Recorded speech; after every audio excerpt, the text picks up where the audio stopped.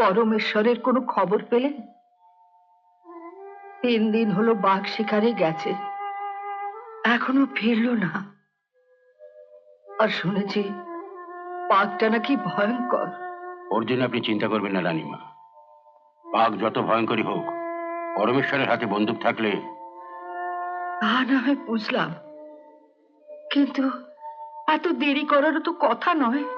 আজ নিশ্চয়ই ফিরে আসবে।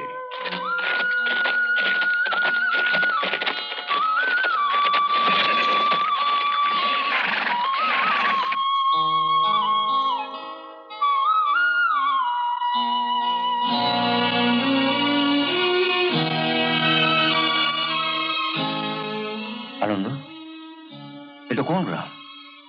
হর্ষপুর। হর্ষপুর? আরে এখানেই তো আমার মামার বাড়ি ছিল, তাই গ্রামটা এত চেনা চেনা লাগছে। ছেলেবেলাটা তো আমার এখানেই কেটেছে।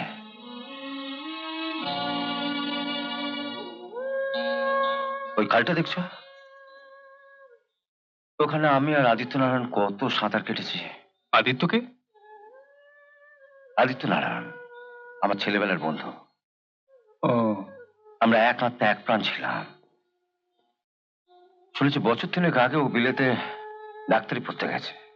চলো।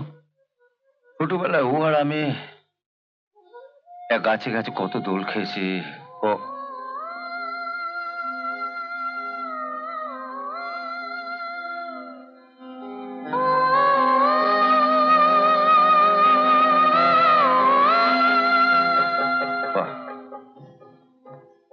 বেশ সুন্দর গলা তো।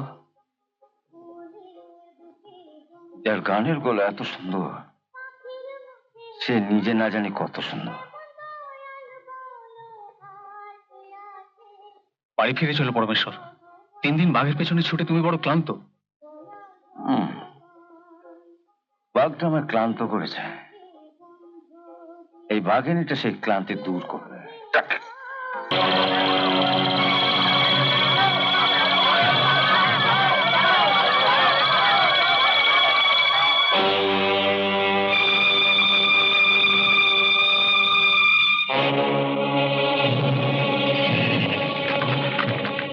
কি হলো নিবারণ কাকা? পরমেশ্বর এসেছে। ওই লম্পট পরমেশ্বর? তুমি মন্দিরের ভেতরে এসো, আমি দেখছি।